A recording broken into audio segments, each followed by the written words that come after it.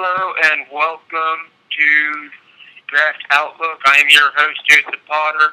Joining me today is Chris Ransom and Andrew Kermish. We have been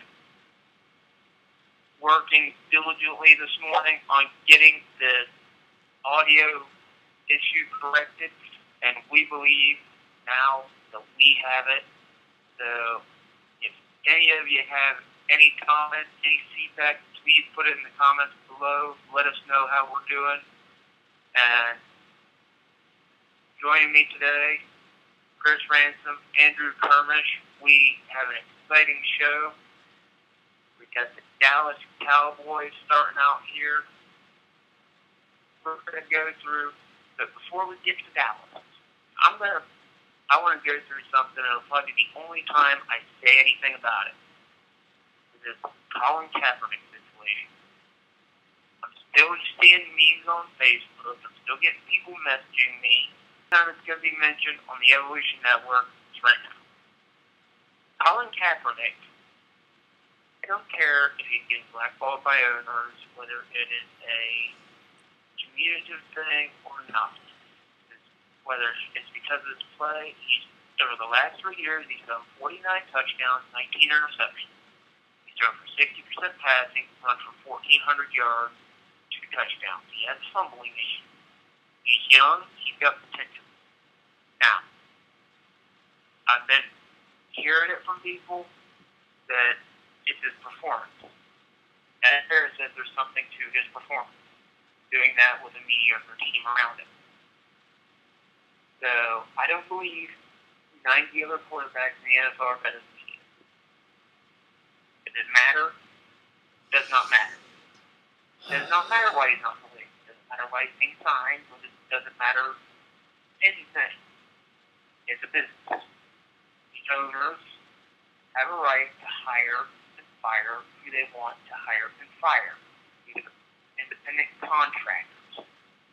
They aren't employees. There are no laws that protect independent contractors in such ways as individual contracts between two parties.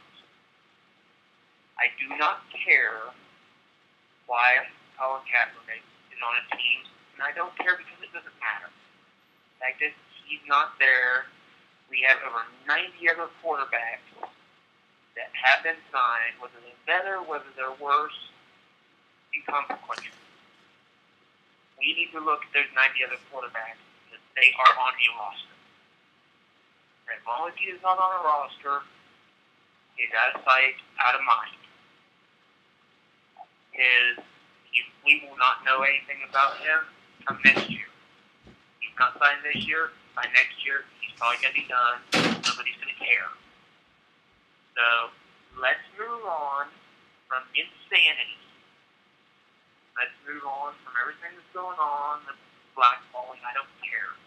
It was reported that the owners didn't want him in the NFL. Fine. Their league, their boss, they don't want to hire you. They're not going to hire you. I don't care what it's for. So let's just move on and let's get to the Dallas Cowboys because we know Kerm is over here chomping at the bit to talk about the Dallas Cowboys. So this is what we're getting at. The Dallas Cowboys average 26 points a game, fifth in the NFL, 376 yards a game, fifth in the NFL, 23rd in passing yards, 226.9, 149th in rushing yards. And those last two stats bring us to the thing I want to talk about first, that Dak Prescott and Ezekiel Elliott. Ezekiel Elliott was a phenomenon last year. We all thought he would be. That was no surprise. What was a surprise to a lot of people was the play of Dak Prescott. Well, I wasn't surprised about the play of Dak Prescott. A lot of people were. Prescott was not flashy. Prescott was effective. Very effective. What can you say about the 2016 rookie And what do you expect out of Elliott and Prescott this year? As long as Elliott doesn't get in trouble with the NFL with all the stuff that's going on with him presently, which has been talked about ad nauseum, so don't need to go into that. I see them developing more the same, and in Prescott's case, getting more. They are trying with his throws. His passing game will improve this year. It gets better, and Elliott will be another MVP type of performance because the line's still going to be strong. Elliott's only getting stronger, and with Prescott being more accurate, that will help put up more plays in the running game as well as and see them all doing well.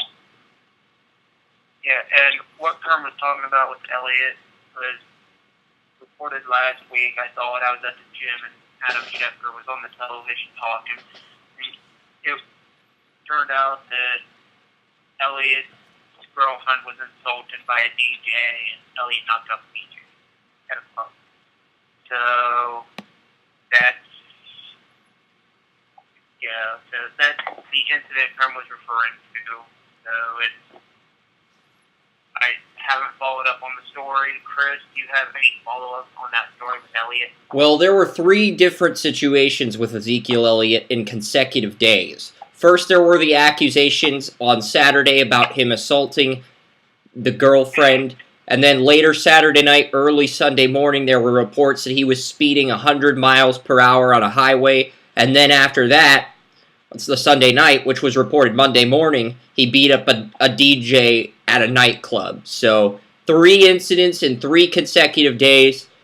I would be amazed if Ezekiel Elliott got no game suspended, but the NFL's investigation is still ongoing. It's still a legal process, and we don't have all the details yet. But when we do have all the details, we'll be the first to report those details on Draft Utopia and the Evolution Network. Yeah, and something I want to remind people, training camps have started. So if Elliott gets a few days of camp in before any suspension comes in, that'll be huge for Key, Prescott, and that offensive line. Because we all know that offensive line, it's got some excellent players. They play excellently, but they also have a little bit of leaking in there. They had to release, I believe they released one of their starters or one of their longtime players. 2 players are gone from that offensive line. Right tackle Doug Free retired, and left guard Ronald Leary retired. Lael Collins, the left guard who suffered a season-ending injury last year, is moving over to right tackle, so that does create a void or an opening at that left guard spot. Maybe Chaz Green, their 3rd-round pick out of Florida, or someone else like that will step in. Maybe Byron Bell, the free agent they picked up from the Tennessee Titans, maybe he'll step in at left guard, because he was an okay left guard when healthy, but he's terrible at offensive tackle. So there's a little bit of shuffling on Dallas's offensive line, but their 3 blue-chip pieces are Tyron Smith, Frederick, and then they've got Zach Martin. But they extended Lael Collins recently, so that tells me he's going to be the indefinite right tackle of the future. So a lot of pieces in place on that offensive line, with 4 of their 5 offensive linemen secured long-term, and left guard maybe being the only void, assuming they don't find that answer this year. But they have still a pretty potent offensive line, and I expect big things from them once again. Yeah, hey, Herb, what do you think about how those retirements are going to affect Elliott when he does get back from suspension, if and at this point when this happens? I don't see it affecting him too much because and this just recruited about an hour or so ago. I just now saw Chad Green is out 2 weeks with the shoulder injury, and a Cooper will be back will be a starting base. Bud and Cooper will be working with the first team at that part with Green out. But with don't know how many back they would have because the Hall of Fame game and the first game of the preseason was starting to get a lot of more teams played. And I don't really see it happening too much because, as both of y'all know, and people who listen to Draft Utopia, I've been a fan of Doug Free for the last couple of years. Yeah, we thought that, Chris Kerr, myself, thought for a while that Doug Free was the weak link on that offensive line. But at the same time, you can never discount chemistry when it comes to the offensive line, how players work together there, because a lot of people will think it's just a bunch of fat guys on the line pushing each other around and sometimes pulling on around to the outside, and that's not true. Yeah, Doug Free retired, and they also lost Ronald Leary to the Denver Broncos, which is why there may be a little bit of a flux. But the three main guys are there, and they locked up Lael Collins. So if Collins plays well at right tackle, which he should since he was a left tackle at LSU, I don't think there's going to be a huge drop-off. Yeah, I don't see it here. Yeah, and I think, in the end, Collins is that X factor of keeping that offensive line as the dominant faction it has been. On the other side of the ball, you have to look. The Cowboys were 115 net points up on their opponents last year. And there are two areas of concerns I have on the defense, and those are the back seven. Linebackers, Chris, what is your take on linebackers and what the Cowboys have done to improve that position? It's definitely an interesting dynamic with the Dallas Cowboys. Right now, they have Sean Lee listed as the weak side linebacker on their depth chart. Lee can play any type of linebacker role, so here clearly he's their best bet. Anthony Hitchens has played linebacker, started at both weak side and the Mike, as well as the strong side each of the last 2 years. But he'll probably start. The question is, will he start at the strong side in the Sam or the Mike? I'm guessing Mike at this point. The X factor of this linebacking core is got to be Jalen Smith, the former Notre Dame linebacker, though. He has made some progress with his injury. Not sure if it's enough for him to resume playing. But right now, this current starting strong side linebacker from projected depth charts through Our Lads is Damian Wilson. And I don't think Damian Wilson's a good starter. I mean, Hitchens, you can do better than him, but he's a solid short-term fit. And Sean Lee, he's the vocal point of that linebacking core, the leader of that defense. And when he gets injured, it just feels like this entire linebacking core falls apart. But the irony is, even though Lee suffered injuries early in his career, he has taken off as of late the past few years, especially when the Rolando McClain suspension occurred and some other different variables and stuff. So he is set for another huge season, I think, if he can stay healthy. And the X factor is clearly going to be Jalen Smith, the guy they traded up for in the second round of the 2016 NFL Draft. Because if he can come back and occupy one of those linebacker roles, I cannot stress how huge that is for the Dallas Cowboys. Yeah, and the other area of concern I have current are obviously the same area we've covered for the last 2-3 years. The defensive back. What have they done, and what are they doing to improve the defensive backfield? They're getting younger. And I want to go back to the first mention, the linebackers. I think the linebackers of the three groups is the strongest. And they finally didn't want to move from the mic to the wheel. That injury concern is not away. He's not going to get more results than he was at the mic. With him being the wheel, he's done. I think he played all 16 games that day. Played most of the secondary two in the AFC, very Church left, Forrest Claiborne left, and Jacob Brooks left. So they're going to make a lot on the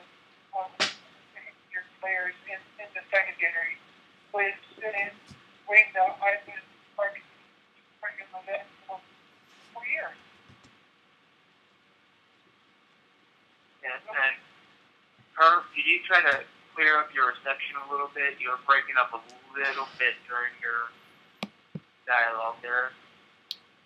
As far as what Kerm was saying with the secondary, though, there is a youth movement in place. They don't have any new starters yet, but there is definitely a youth movement in place based on what we saw during the 2017 NFL Draft. Second round, they went with Chidobe Awuzie out of Colorado right after getting Taco Charlton out of Michigan in the late first round. Third round, they got Jordan Lewis out of Michigan, a nickel cornerback for depth, to complement Orlando Scandrick, maybe even replace him down the road. And Awuzie is probably going to be competing with Nolan Carroll, or maybe develops a year while Carroll plays out his contract. And then you got guys like Xavier Woods in the fifth round, who are going to develop for a year or two, learn behind Byron Jones, learn behind Jeff Heath, maybe work into a depth role, start out. And then you got Marquez White in the sixth round. So Dallas really focused a lot on the defensive side of the ball. They used 6 of their 7 draft picks on defensive players, and the only 2 offensive players they got were wide receivers Ryan Switzer and Noah Brown. And one more interesting note about the Dallas Cowboys, right now on Our Lads, their starting left guard is Nate Thieker. I had a 4th round grade on Nate Thieker, the Wayne State left tackle, but he was versatile enough to play anywhere at offensive tackle or guard. But Nate Thieker out of Wayne State, that would be a pretty cool underdog story if he managed to win his spot on this starting offensive line and actually played well there. That would be a pretty cool story. Yeah, and Herb, what is your thought on Orlando Scandrick? Does he survive to the end of the year as the starter with Awuzie and these other young guys coming up? But if I had to put in my crystal ball, I would say no. I think what all that they're going to do with defense is, I think he'll become more of a situational guy. Going to be used in certain defenses. He won't be an every down back. And finally, guys, I'm going to split Chris. What? Dallas finished 13-3 last year. 3-3 in the division. What's the outlook for Dallas in 2017-2018? Well, I haven't posted my season preview for this team on Draft Utopia, but spoiler alert, last week I harped on about the Patriots to the point where Joey made a Patrick Stewart gif after the show, and spoiler alert, the Dallas Cowboys, Kerm's team, are my pick to win the NFC this year. However, I have Dallas getting in as a 6th seed. I have the Giants sweeping them in the regular season, getting the 2 seed, so I have Dallas as my 6th seed. I have them going to Green Bay, exacting revenge on the Packers in Lambeau Field, and then I have them going to Tampa Bay. That's right, I have Tampa Bay getting home field, and I have Dallas beating Tampa Bay due to their lack of experience in the playoffs, even though I think they could dominate in the regular season and put up a really spectacular year. And then I have the Cowboys, yep, they're facing the Giants in the NFC title game, and Dallas exacts their revenge on the Giants in New York to get to Super Bowl 52 in Minnesota, where they'll face my Patriots. And Joey will have to deal with Kerm and I for 2 weeks. Oh, wow. That's something. Going in as the 6th seed, and then going on to the Super Bowl, that's a heck of a prediction. Down year, turn into Super Bowl contenders. Heck of a way to go. Kerm, what's your outlook on Dallas this year? I'm probably decided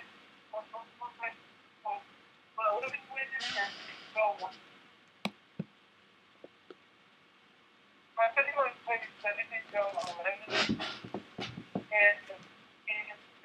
and some of those forward sales will be getting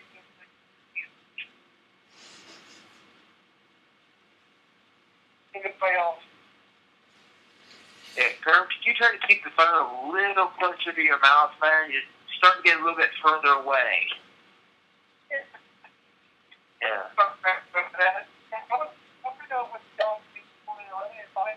And ended up being the end of the 3 seed. 3 ain't bad for Dallas. Do you think they get to the Super Bowl like Chris said they did? Or Chris said they would? If they played like last year, yeah. So, maybe Dallas in the Super Bowl. Now, for me,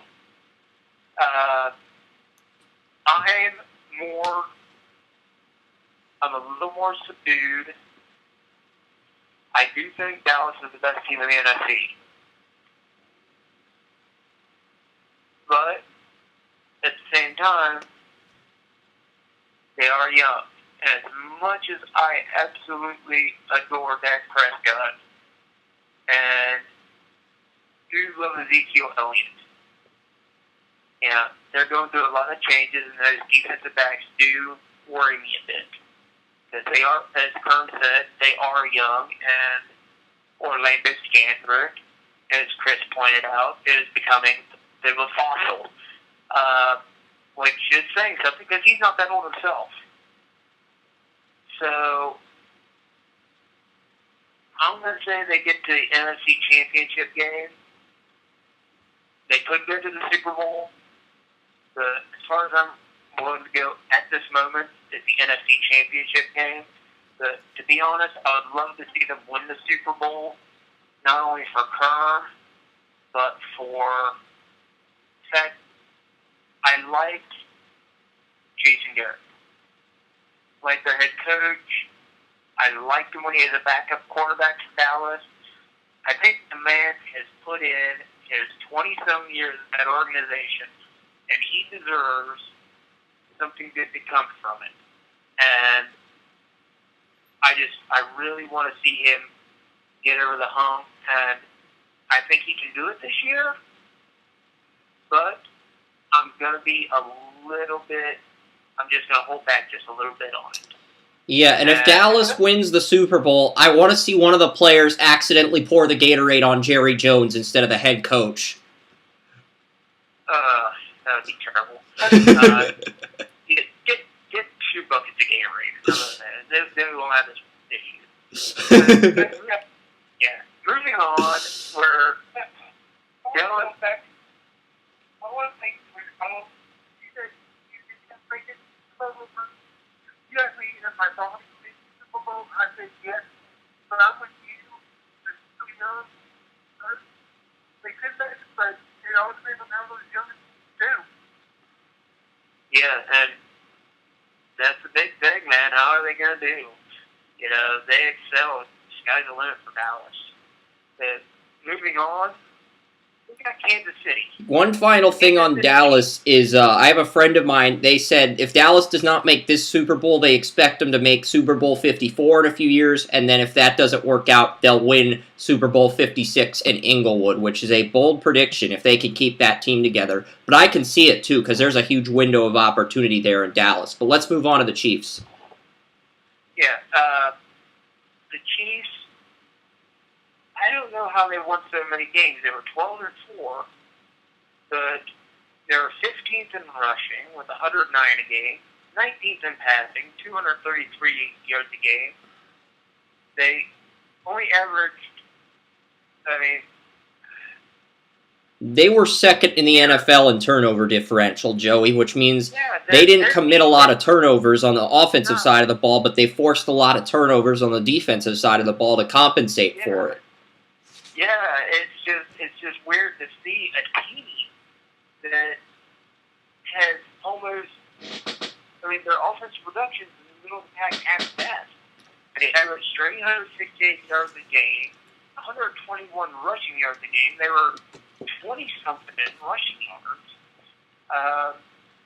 So I guess that leads us to the first area that I want to talk about. That's your bloody running backs. Right now you're looking at Spencer Ware being the workhorse for that team, with rookie Kareem Hunt as the potential backup. So, Chris, What do you think about that combination at running back? I'm not worried about this Chiefs team at all. I know a lot of sports media experts around the country are crowning the Raiders the AFC West champions, and for rightful reasons, because their offense is back. They did cut right tackle Austin Howard the other day, but let's focus on the Chiefs here, because I still think the Chiefs have their entire offensive line intact.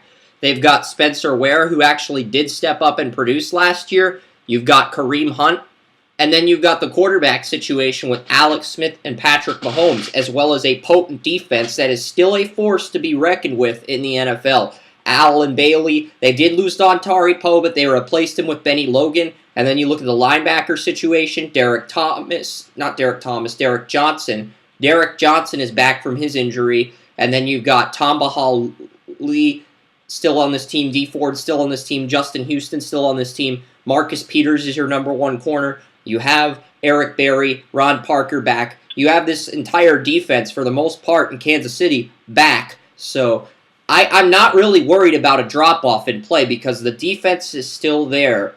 And Justin Houston did miss some time at the beginning of last year with injuries, and they still managed to pull it together. Now, this year, they get a much tougher schedule to begin the year. They get the Patriots on the road, week 1. Then after that, they get a home game against the Eagles. Week 3, they go to the Los Angeles Chargers, which I think is a potential upset for the Chiefs. I think they will lose that game. Week 4, they host Washington on Monday Night Football. And then week 5, they face the Texans on Sunday Night Football. They host Pittsburgh in week 6. And then week 7, they face the Raiders on Thursday Night Football in Oakland. And then they get a layoff until Monday Night Football. So what I think is going to happen is the Chiefs are going to start 2-5.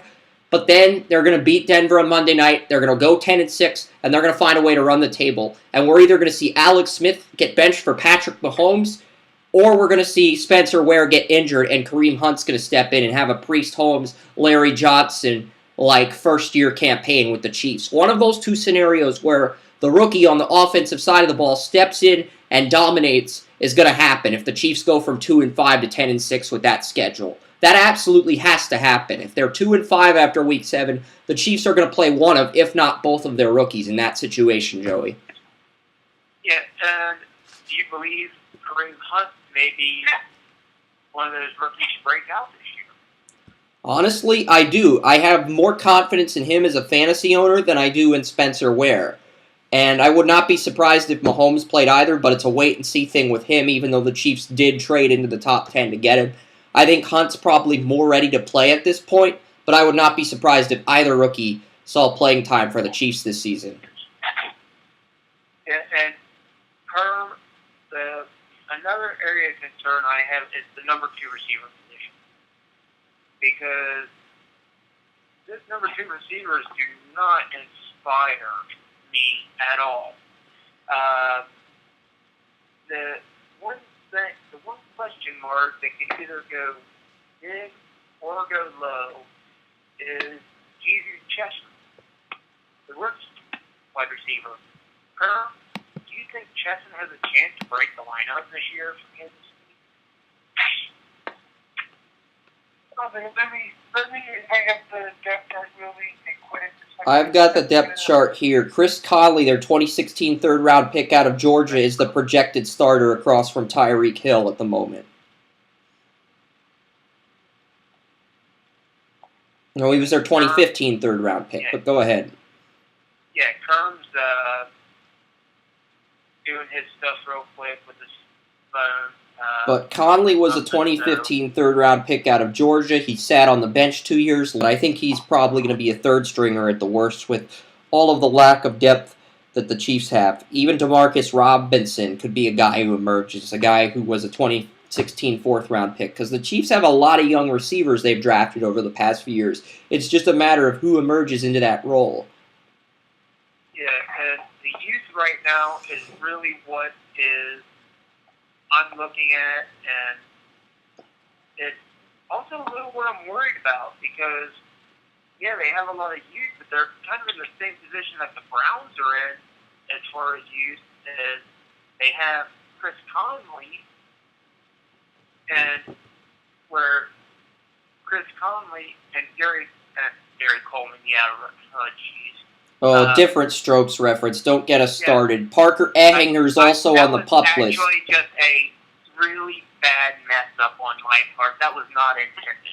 But Coleman and Conley are kind of in the same boat as where they're the number one guys, and then all the young guys are mid to late round picks. So, I mean, that's what worries me is that I know the Browns are kind of searching to see which one of these guys steps up, and none of them stepped up last year. And I'm kind of worried that the Chiefs may be in the same position, waiting for somebody to step up, and not sure if that's actually going to happen. Do you think it happens? One, it may not happen, and another thing is Kareem Hunt's actually third on the Our Lads depth chart. They have Charkandrick West ahead of Hunt at the moment, and the Chiefs also brought in C.J. Spiller, so we might not even see Hunt play, but they are probably going to run a two-back system because with all those running backs, West, Kareem Hunt, C.J. Spiller, if all four of those running backs drafted out of Cincinnati last year, who actually did well as a rookie, he's on the pup list to begin this year. So that could be another thing working against the Chiefs because I dislike their decision to extend Laurent Duvernay-Tardif at right guard, but they did extend him. So, yeah, I mean, we'll see. The guard play could be an issue again if Ehinger goes down with an injury. Yeah, Drum, are you back yet, man? Yeah, I'm back. It was hard to see. Chris Conley, the Georgia receiver, 2015 third-round pick. He's listed on the depth chart as a starting a second wide receiver. That's what I said too to Joey. Yeah, it's when you. I think what we're getting with this is that nobody receivers.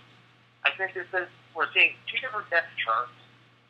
Two different positions for these guys, and the only consistent player there in one spot is Chris Conley.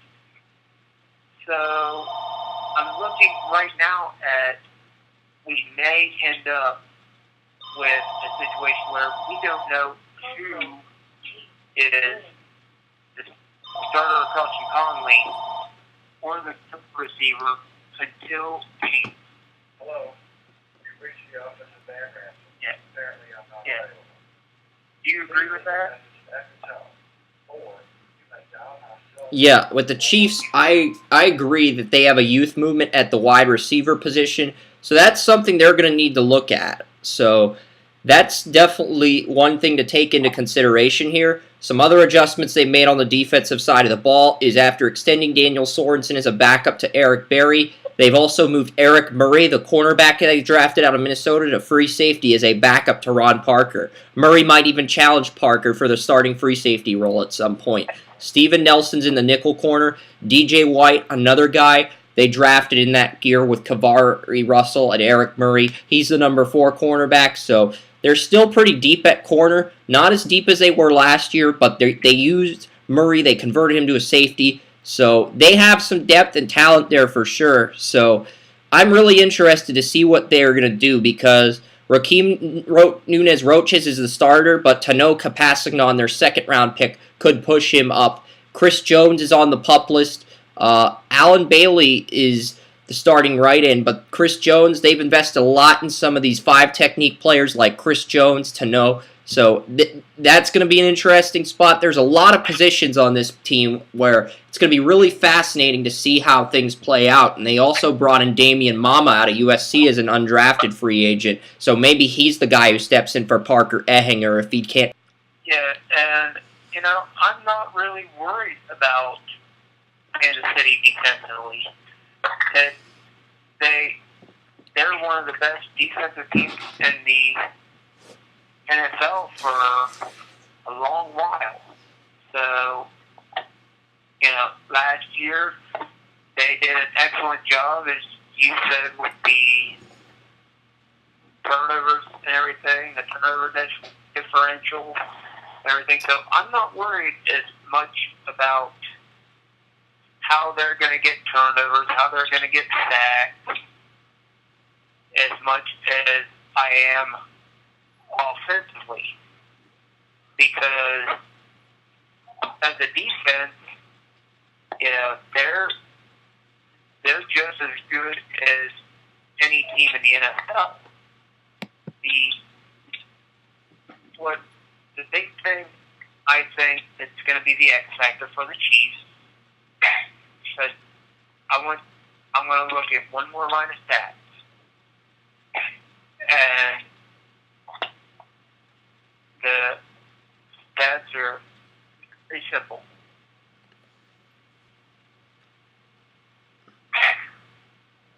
And those stats belong to Alex Smith.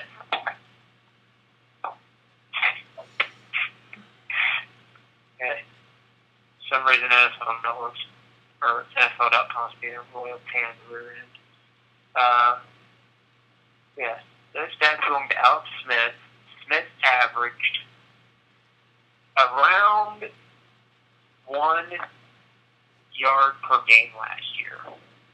Or 1 yard per game, jeez. 120 passing yards per game, Joey? Is that what you were about to say? No. I have no idea where that came from. The last 2 days, my brain has been on. I mean, Alex Smith's not a guy that wows you with 3,500 passing yards, 35 touchdowns, blah, blah, blah, but he's an excellent game manager. He knows how to limit the turnovers, and he can have 5 to 6 games in the regular season where he has no turnovers the entire game. That's just how reliable he is. And with the Chiefs' defense, that makes a huge difference. That's not even where I was going. It was just, I had a brain freeze, and the whole thing just came out as total nonsense and gibberish.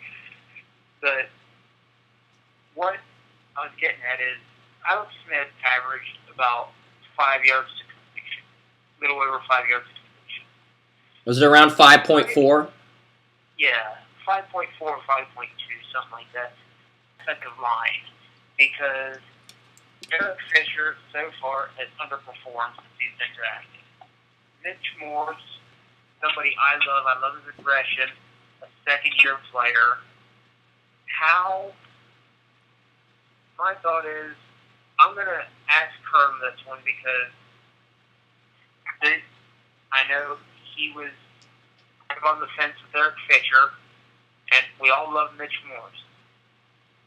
Does Eric Fisher come out of his slump and show why he was the pick that he was?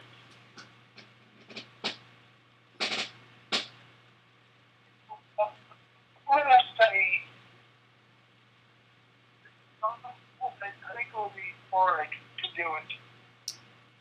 Yeah, Eric Fisher actually got off to a pretty rough start his first 2 years, but he really turned the corner in his third year and played well enough to earn a contract extension. You can argue that based off of consistency, he hasn't lived up to the hype of being a number 1 pick, but he has a contract he got extended a few years ago. I'm looking up the details of the contract right now on Spotrac.com to see how much he made. But he got extended, I can tell you that much, and I think he's actually one of their more reliable offensive linemen. He signed a 4-year, $48 million contract with the Chiefs. I don't know the exact details, but this was after his rookie deal, and I'm looking up the details right now. The Spotrac page is loading, and his contract runs through 2022, but there is a buyout in 2019 if he struggles in the next 2 years, because right now the Chiefs would lose over the Chiefs. If the Chiefs released Eric Fisher after this season, they would save just over $4 million in cap space. But if they waited until 2019, they would save $8 million in cap space.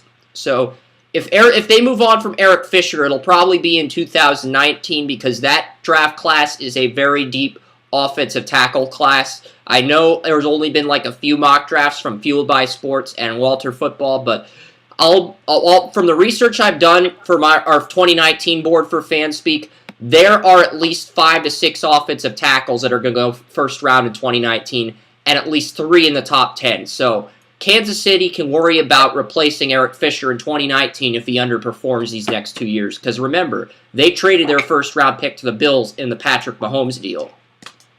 Okay, just finally got NFL Network to load, or the NFL.com to load for these stats that I've been looking for. Smith had a better yards per average than we gave him credit for. The 6.5 was from 2013. Yards per completion. Still low, but still in the mid NFL range. He only had 15 touchdowns, 8 interceptions. And to your point about Fisher, he was only sacked 28 times. Maybe he hasn't, but I think that and Morse, who is tall for a center, he's 6'6". They also got Mitchell Schwartz from the Browns in last year's free agency. He enters his second year as the starter, and Schwartz was so reliable next to Joe Thomas for so many years. He wasn't the best pass blocker, but he was durable, he was reliable, and he was someone the Browns could depend on. And the Chiefs, like the Falcons with Alex Mack, reaped the benefits of that. Well, here's an interesting stat about Mitchell Schwartz. I haven't heard anything about him this year, but in his last year with the Browns, Pro Football Focus ranked him as the number 6 right tackle in the NFL. So that in itself, I think Schwartz will be fine. I actually think Morse will be fine, especially if he takes that next step in his second year. And it's all going to hinge on Eric Fisher. Does he continue to take steps forward, or does he take steps back? Because in his rookie year, they gave up 45 sacks. Smith was sacked 45 times. Same amount they had sacks before Fisher came in. So, yeah, I found out Eric Fisher's sacks allowed total. Rookie year, he allowed 10 sacks. His second year, he cut that down to 7 sacks allowed, cut back the quarterback hurries allowed from 15 to 11. Year 3, he limited himself to 5 quarterback hurries allowed, 3 sacks allowed, and last year in 2016, 2 sacks allowed, 5 quarterback hurries once again. So if Fisher can limit the number of quarterback hurries and decrease that from 5 to 4 or 3 and maintain the 2 sacks allowed, then he'll be headed in the right direction. If not, the Chiefs will be stuck with him for another year because they don't have a 2018 first-round pick, and I doubt they're going to shoot themselves in the foot and say, we need to start over from 2019 first-round pick, which they can use to replace Fisher if he doesn't make rapid improvement in the next 2 years. Even though I loved Eric Fisher and he's improved, you can argue he hasn't played like a number 1 overall draft pick, which is what Joey's getting at here. Because I love their offensive tackle and center situation, but it's the guard. There is a certain expectation to it. And anything below that expectation is going to be a disappointment. Joe Thomas didn't have to worry about that for 1 overall like Jake Long, so there's a huge chip on this shoulder. But I thought Eric Fisher had the best upside of any left tackle in that draft. So we're going to see this year, because he might have gotten his sack numbers under control, but quarterback hurries, what he does off the sun, even if his guy doesn't get the sack, if he gets somebody coming into his hole and getting a hurry, that might go on the guard, but it's still his that he has to own up to.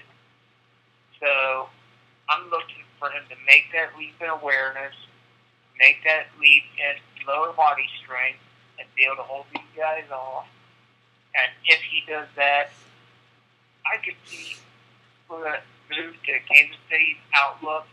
And personally, I could see Kansas City challenging New England to get to the Super Bowl if Eric Fisher can take that lead.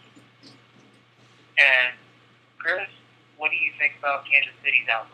Well, they have a really difficult schedule. I said they're going to start 2-5, but finish the year 10-6. I still believe that from gut, from conviction, And with all the talent on the defensive side of the ball, if they get a home game in the wild card, I think they can win that. But again, for the third year in a row, the Chiefs will lose in the divisional round to either Pittsburgh or New England because they don't have the offensive firepower to keep up with a New England or a Pittsburgh just yet, even though I love their defense and they're doing everything correctly as far as building a successful team goes. And I know that's a heartbreaker for Chiefs fans to lose to Pittsburgh or New England for the third year in a row. That's a total heartbreaker, Kansas City. I get that. So, yeah, that's what I see with the Chiefs this year. You could see the end of Alex Smith and Patrick Mahomes coming in if the Chiefs do not at least get to the AFC Championship game this year. What is your thought? What is Kansas City's outlook in your mind? I would say the divisional round. So neither one of you guys has Kansas City getting able to do anything other than early round success. Yeah, I have them winning the division and beating their wild card in the opponent, which is probably going to be Jacksonville, but we have only done projections for the top 20 teams so far, but we have the Jaguars at 11-5, or 10-6, so they would be the 5 seed, and then they'd beat the Jaguars due to their better defense, and then they'd lose in the divisional round to either New England or Pittsburgh. I got the Chiefs as a wild card with the Raiders winning the division. Do you think if they played an AFC South team, could they beat that team and go to the divisional round, Kerm? Possible, but I'd say actually they wouldn't. I don't think they would. They wouldn't win the divisional round. I think if they fix an AFC South team in the wild card round, they can win that. But then they lose the divisional round.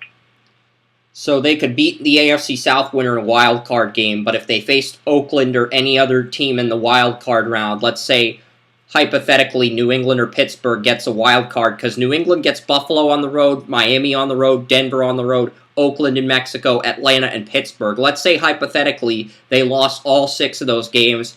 They would probably face the Patriots in the wild card round, and they'd probably lose in that scenario too. So, yeah, I mean, it's a tough situation for Kansas City, but as long as they get an AFC South team, the possibility of them getting back to the divisional round is definitely on the table. Do you think they'd beat the Raiders in the wild card game, Kerm?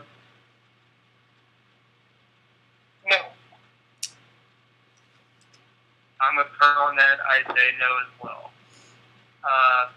And that said, ladies and gentlemen, there is your Dallas preseason outlook and your Kansas City preseason outlook. If you like this video, feel free to like. Please tune in next week as Monday, 10:30 a.m. We go to Oakland and we look at the Oakland Raiders and the New York Giants. So I am your host, Joseph Potter. Have fun and take care.